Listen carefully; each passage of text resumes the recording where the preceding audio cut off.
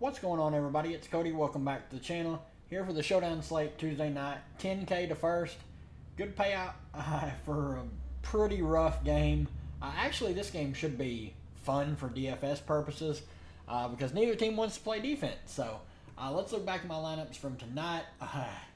I'm already on tilt. I played two props tonight. Ryan Howard went over her 3 points attempted pretty comfortably. The number was set at 8. She attempted 10. And then I played the combo rebounds of Aaliyah Boston and Tina Charles, and it was set at 19.5, and they got 19. Then on top of that, we got the Benaj Delaney playing, but coming off the bench, even though Sandy Brondello earlier today said that she's not on a minutes limit. So that's cool. Whatever, but it is what it is. I have a ton of her on underdog, so that's unfortunate, but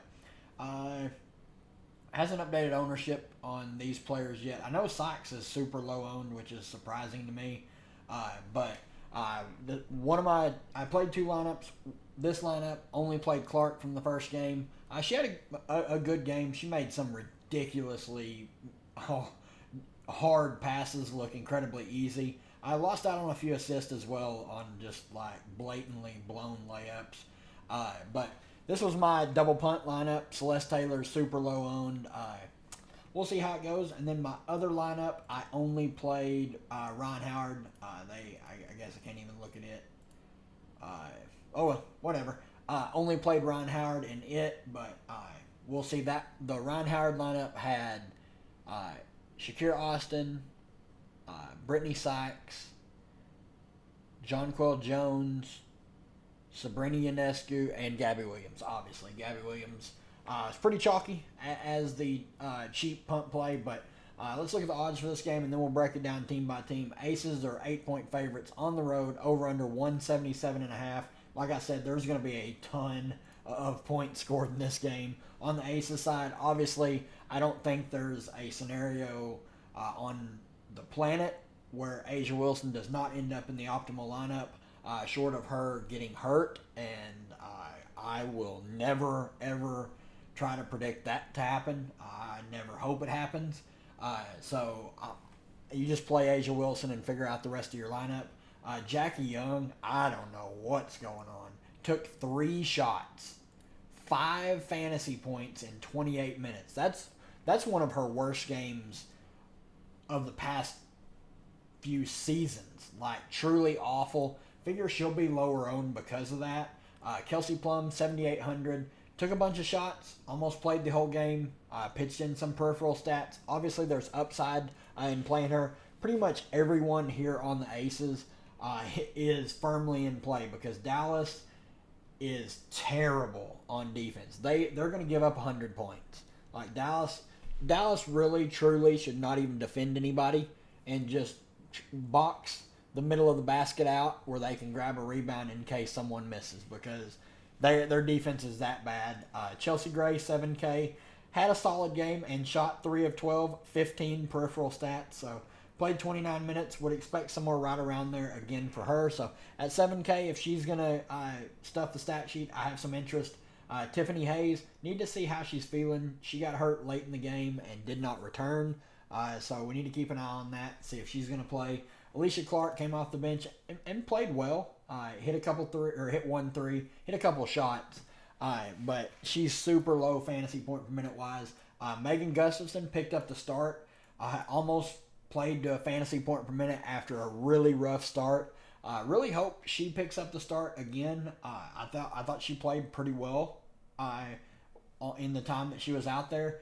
I think she gives them the best floor spacing of any fifth starter that they could have. So if she starts, she would look great again. Everyone else I'm pretty much out on. I'm not playing Kia Stokes. She's not a good offensive player. On the Dallas side, really there's not a lot to love here. It's really the big four.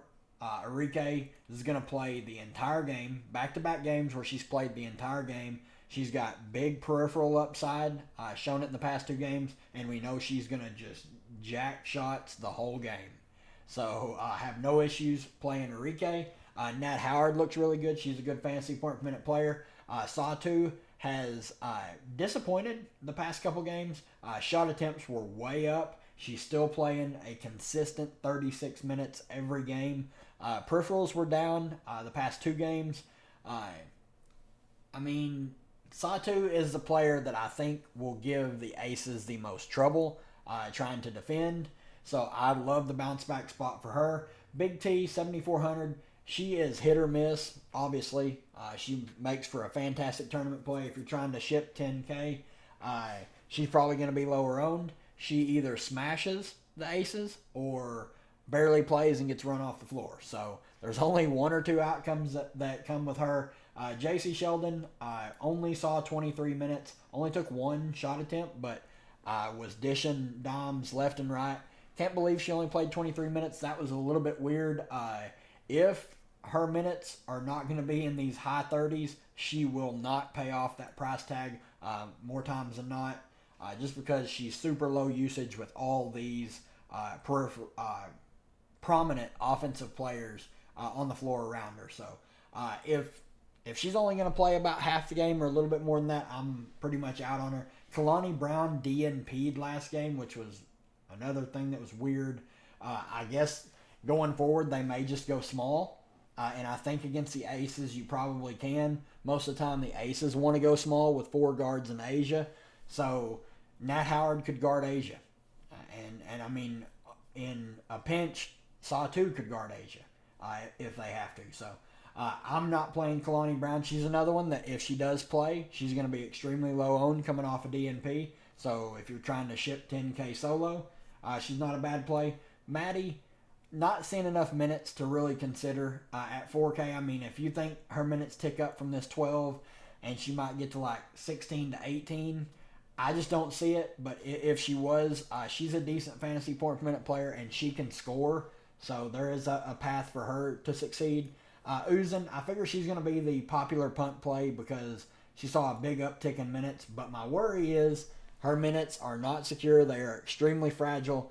This is one of her best games of the season. Like, she had this little bit of a run here where she was putting up good games, and then she had a good start to the season. Lately, let's see, 4, 7, 1, 3, nothing, 7, 1, 0.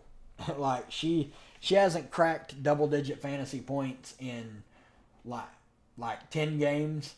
So bit of an outlier. I'm not expecting her to play 17 minutes again, but if she comes in and plays well, it's going to pull minutes from JC Sheldon. So just keep that in mind. There's not a lot that we really need to discuss here. There's only so many really, really good plays in this showdown, and then you're going to have to try and get different in 1 or 2 spots. But that's going to do it for me, guys. If you enjoy the content, leave a like on the channel. It really helps out the channel grow and reach more people. Good luck to everybody, and we'll see you tomorrow.